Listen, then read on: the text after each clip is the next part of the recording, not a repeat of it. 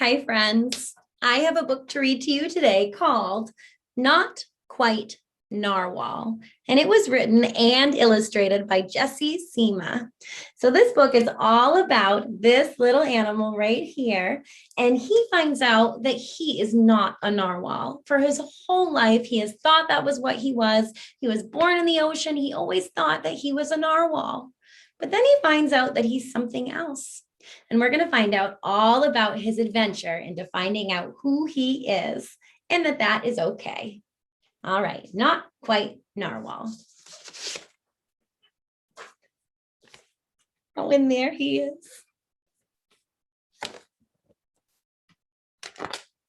Not Quite Narwhal by Jesse Seema.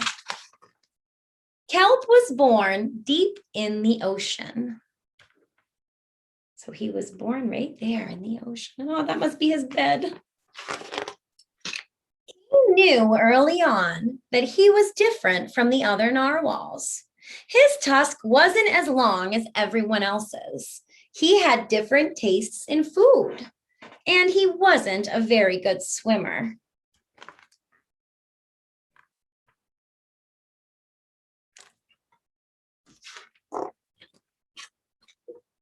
But his friends didn't seem to mind, so Kelp decided he wouldn't either.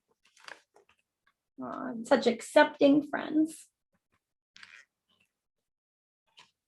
And look at Kelp. Does he look like he's happy? He does to me. He looks like he's smiling. They all look like they're happy and smiling. That is, until he was swept away by a strong current. Look, he went all the way up. And do you think that they're actually trying to show that there are 4 kelps? No, the illustrator is trying to show us how he moved. And he said, I wish I were a better swimmer. There's a speech bubble like we use in writing.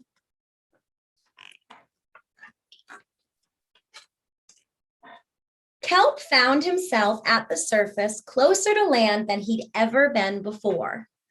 High up on a cliff, he spotted a mysterious, sparkling creature.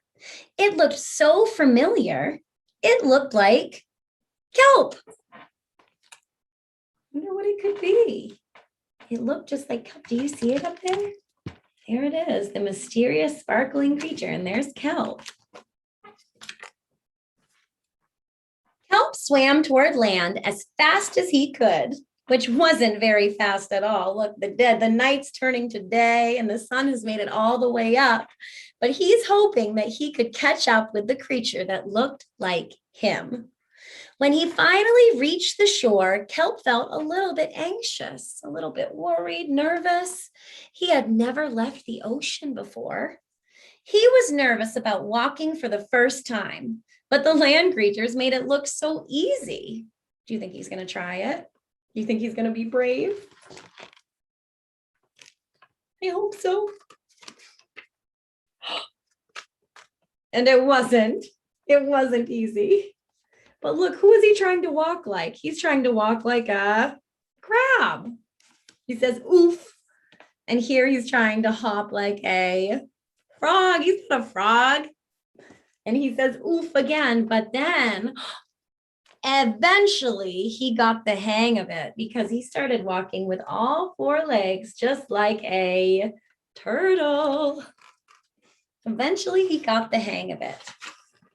Everything on land was strange and beautiful, but also kind of scary. Kelp began to think he might never find the creature that looked just like him. But as he stumbled out of the forest, do you think he's going to find the creature? What do you think? Thumbs up, you think he will? Thumbs down, you think he won't? Make a prediction. Land narwhals. Actually, we're unicorns, and by the looks of it, so are you. So he's not a narwhal, he's a unicorn. A land narwhal, as he calls them. Kelp had never heard of unicorns before. They taught him all sorts of new things about his tusk. We call them horns. They introduced him to unicorn delicacies like unicones. rainbow unicorns. And they showed him how to gallop. There was no doubt that Kelp was, in fact, a unicorn. He was having so much fun that he didn't want to leave.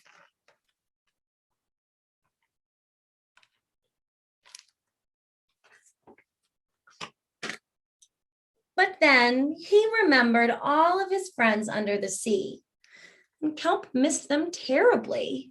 So he said goodbye to the unicorns and returned to the ocean. And they said, come back soon.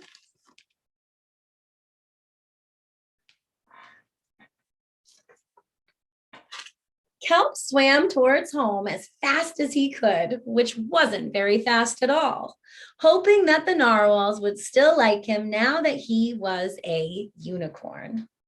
When he finally arrived, Kelp had butterflies in his stomach. Why do you think? Because they put up a welcome home sign for him. And they also said, Kelp. They were so excited to see him. Did they miss him, guys?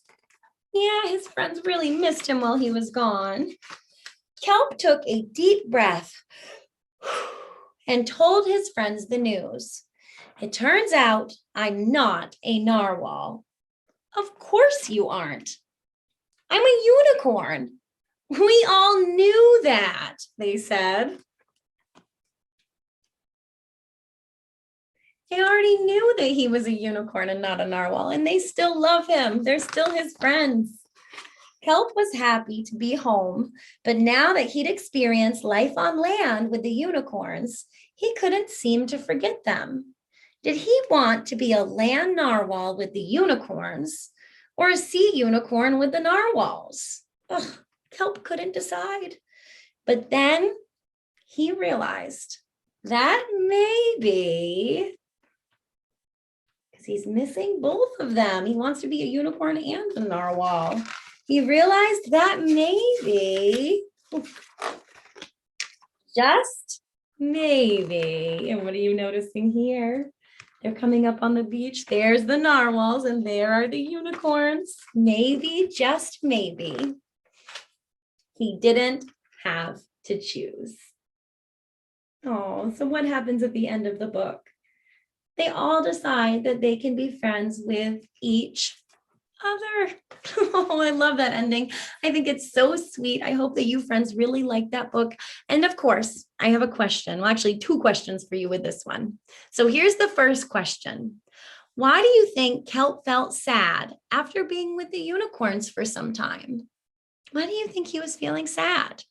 And two, can you belong to more than one group like Kelp did? Like Kelp was a unicorn and a narwhal. Could you be more than one thing? Could you be an artist and a musician? Could you be a soccer player and a mathematician? You could be a lot of things, friends. So tell me, what do you think?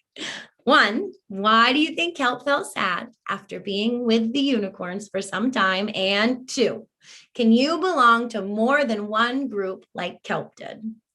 All right, I can't wait to hear your answers, and you are ready to rock. All right, guys, bye.